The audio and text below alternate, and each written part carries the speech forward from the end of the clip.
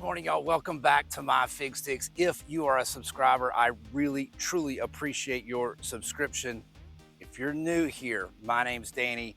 I'm a second-year fig grower, and I'm trying every way I can to learn how to grow and care for fig trees. I'm learning from you, and I'm sharing it right back to you. So this morning, we're going to take a look at my brother's in-ground fig trees. Y'all, we planted these, it's been a few months. I think we planted them back in April after we got past our last frost date, and we were safe. Although our last frost date, we had a deep freeze, but we were past that. And so these trees are looking pretty good. Let's take a quick look at these. Just want to kind of detail some things, how the growth is going, and some things that we're learning right now with these trees that we need to take care of. Today we're going to start on this end. I think I've typically started on the other end, but this is a Texas everbearing. I finally have real labels on his trees for him. But y'all, this tree struggled a little bit in the beginning. It just wouldn't do anything. It finally started putting on new leaves. It's got a couple figs on it, not much, but it's doing well. This is not intended to be a ground air layer, but I think I'm going to make it into one. And I have another opportunity right over here. So may possibly turn both of those into ground layers. We'll see on that, but just wanted to show y'all. This one took a little bit. It just, man, it looks rough. I mean, y'all remember it wouldn't grow. The leaves started drying up, and then it finally started putting on new leaves. Hasn't put on a whole lot of growth. The growth has all come from down along the bottom. Up here, not so much.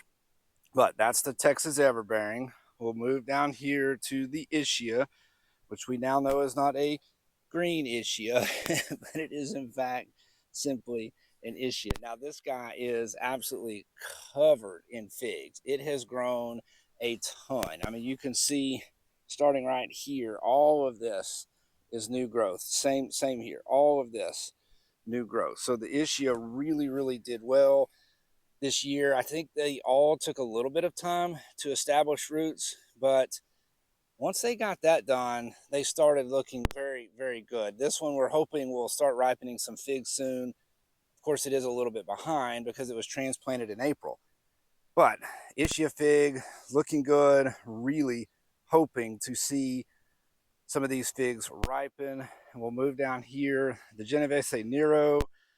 This is the one that I forgot to make the label for last night.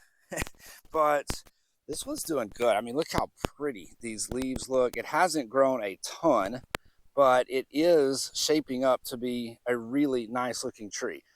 All of the leaves look very healthy. The new growth, you can see, not a ton of new growth, but this tree was not very large when we started. So once it got those roots established, it's doing well. Also, it does have a couple little bitty figs, so maybe those will ripen. I'm not sure. We'll have to see if they'll have time. So Genovese Nero is supposed to be the same as the I-258. I-258 is known to be a more late ripening fig. So we will see how this goes. Hopefully from this Genovese Nero, we do in fact get a few of these figs to ripen. I know they're supposed to be very good, but this tree, just as the others, took a little bit of time. Once those roots got established, it really started looking healthy and looking really well. And then moving down to the Colonel Littman's Black Cross. Y'all look at this tree. I mean, growing so tall and pretty. It was a little flimsy in the beginning, so my brother braced it. We probably need to tie it up again. Out here, there's no wind block at all, and we got a little nervous with it in the beginning, but it's really thickened up. I mean, look at the size of the trunk now. Well, you'd be able to see that a lot better if I didn't have the shadow, but yeah, you can see the size of the trunk. It's doing really well, getting more and more sturdy as it grows. The leaves all look really healthy. I can tell a bird has been camping out in this one. But Really happy with the Colonel Littman's Black Cross. Now this tree, I have another one at home, and it is doing the same thing. It is growing really well. So exciting to see this one in ground. It didn't really stall out much. I mean, we got it in the ground and it took off pretty quick. So maybe Colonel Littman's Black Cross, maybe they're just that vigorous. Got a nice little sucker right there. Next year we can probably air layer that off. But that is the Colonel Littman's. And then we got little baby Socorro Black. So this one, if you notice, he's getting more shade. It is early in the morning, but he is stuck in the shade. That could be one reason why the Colonel Littman is growing so well. Look, early in the morning, all the shadows cast, no shadow on the Colonel Littman. But this guy right here, it was strictly a cutting, as was the Colonel Littman, which is crazy. They were both this size when we started. But here's something else. I think it hasn't rained here in forever. I got 3 inches of rain just a week ago. My brother, who is 10 minutes by car, probably as a crow flies 5 miles, he got a 1/4 inch, and that's it. And that's the only rain that we've had on these trees in close to 2 months. So I think we need to start deep watering these a little better. Just service watering with the water hose is just not doing it. Yesterday, this tree was very droopy. I laid the water hose on the tree. You can kind of see what I'm doing. I've just got it barely dripping. Hopefully y'all can see that.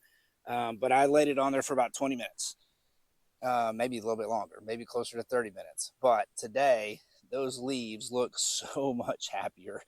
In fact, all of these, I moved the hose up and down the row. All of these, the trees are pointing up this morning. They're just so much happier with that deep watering. So I think we're going to have to get some drip going on these, and probably work on that coming up. We've got, gosh, 10 or 12 weeks of season left here. I mean, our trees will grow into November because it'll stay that warm. And so we've got quite a bit of time before we have to really, before these trees start to go to sleep. And so we need to go ahead and get the drip on these big trees just to make sure that they're good and healthy. But y'all, that's it. I just wanted to show y'all the in-ground trees. Quick video, quick update. Y'all, we're definitely hoping that these ischias begin to ripen. But there they are, my in-ground fig trees. I got one more label to make because I forgot. But really hope y'all enjoyed the update. I know several of you ask about it regularly and wanted to make sure and slip in a short video. Hope you like it, y'all. Thanks for watching.